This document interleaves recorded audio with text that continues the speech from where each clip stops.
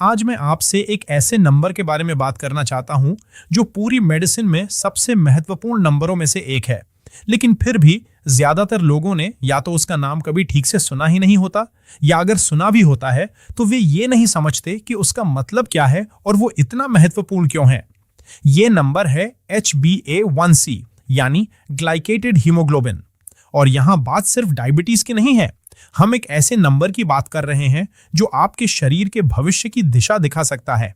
दिल की बीमारी, किडनी की दिक्कत, नसों का नुकसान, नजर की कमजोरी, स्ट्रोक, दिमागी गिरावट और बहुत कुछ। इस नंबर की सबसे खतरनाक बात यह है कि यह चुपचाप बिगड़ सकता है, जबकि आपको ऊपर से सब कुछ लगभग सामान्य लगता रहे। न कोई तेज दर्द, न कोई बड़ा अलार्म, न कोई ऐसी चीज जो आपको तुरंत डरा दे। बस शरीर अंदर ही अंदर गलत दिशा में जाता रहता है। मैं हूं Edu Rodrigues, pharmacist, biochemist, diabetes educator, Brazilian diabetes society का सदस्य, और मैं खुद 26 साल से भी ज्यादा समय से टाइप 1 डायबिटीज के साथ जी रहा हूं। यहाँ एडियो डायबिटीज पर मेरा उद्देश्य हमेशा यही रहता है कि मैं मुश्किल स्वास्थ्य विषयों को आसान भाषा में समझाऊं ताकि आप समय रहते सही कदम उठा सकें। और आज मैं आपको 15 ऐसे तरीके बताने जा रहा हूं जो विज्ञान पर आधारित हैं और HbA1c कम करने में मदद कर सकते हैं। कुछ बदलाव बहुत शक्तिशाली हैं, कुछ छोटे लगते हैं, लेकिन जब वे साथ आते हैं तो मिलकर बड़ा फर्क पैदा करते हैं। क्योंकि यह एक जादुई बटन नहीं है, यह एक पूरा सिस्टम है।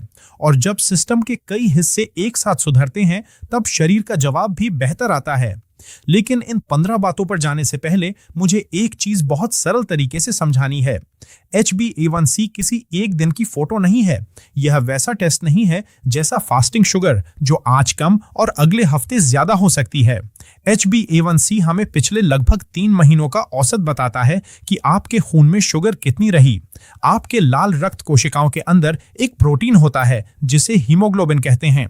उसका काम है शरीर में ऑक्सीजन ले जाना।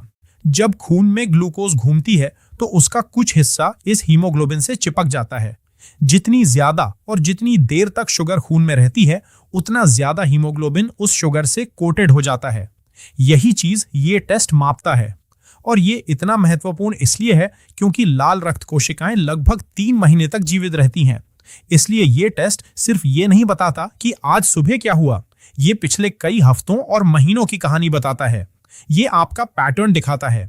ये बताता है कि आपका शरीर लंबे समय से किस तरह के ग्लूकोज माहौल में जी रहा है। यही वजह है कि ये टेस्ट इतना ताकतवर है, और यही वजह है कि ये इतना खतरनाक तरीके से शांत भी हो सकता है। क्योंकि कई लोग खुद को ठीक ठाक महसूस करते रहते हैं, जबकि HbA1c धीरे धीरे ऊपर जा रहा होता है। अब आइए उन रणनीतियों पर आते हैं। पहली रणनीति है रिफाइंड कार्बोहाइड्रेट्स और एडेड शुगर कम करना।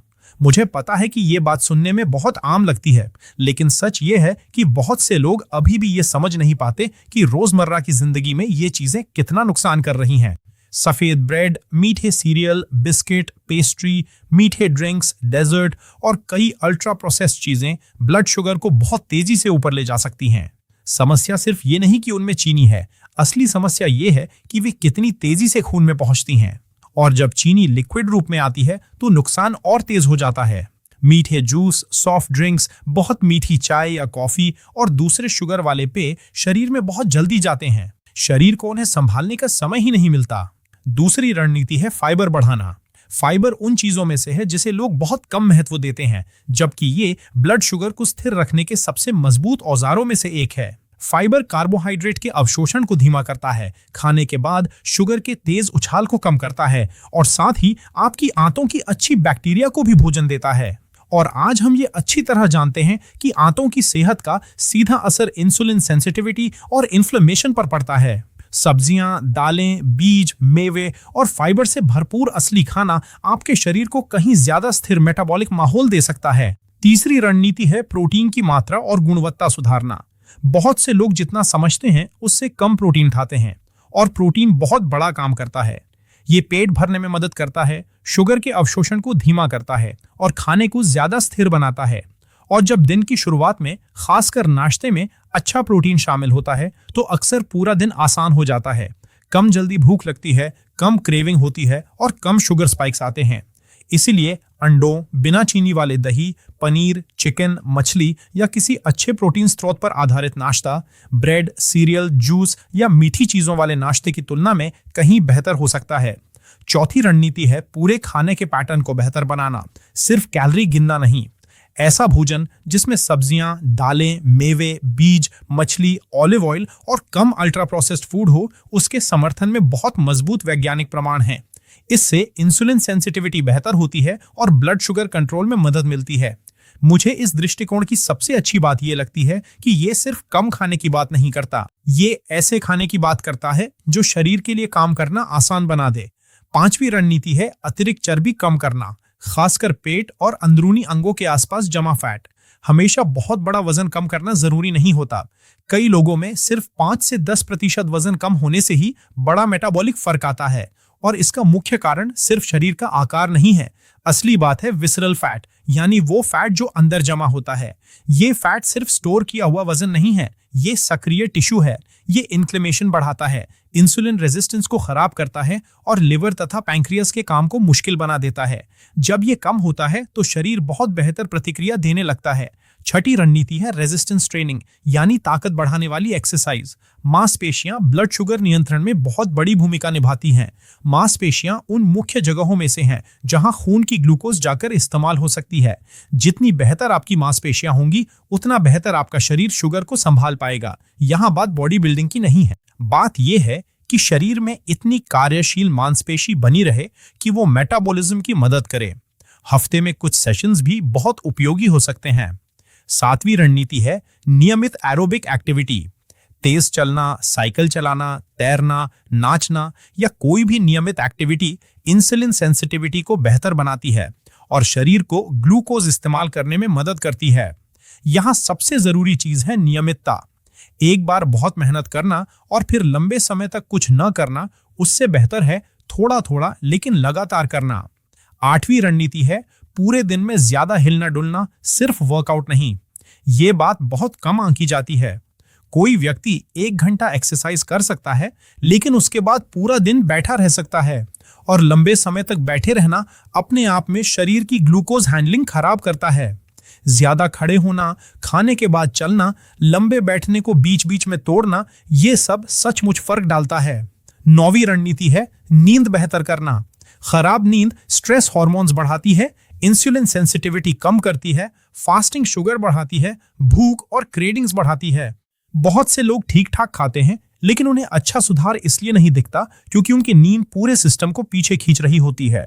अगर आप सच में HbA1c सुधारना चाहते हैं तो नींद कोई साइड मुद्दा नहीं है, वो मुख्य योजना का हिस्सा है। 10वीं रणनीति है शराब के बारे में ईमानदार होना।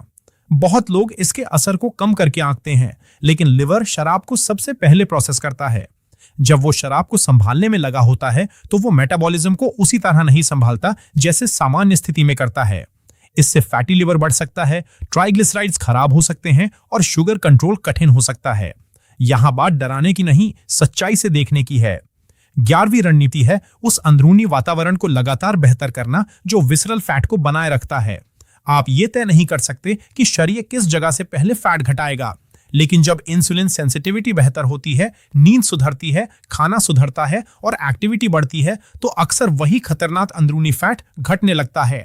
कई बार HbA1c में सुधार शरीर के आकार में बड़ा बदलाव दिखने से पहले ही शुरू हो जाता है। 12वीं रणनीति है क्रॉनिक स्ट्रेस को संभालना। स्ट्रेस सिर्फ मानसिक नहीं होता, वो बायोकेमिकल भी होता है।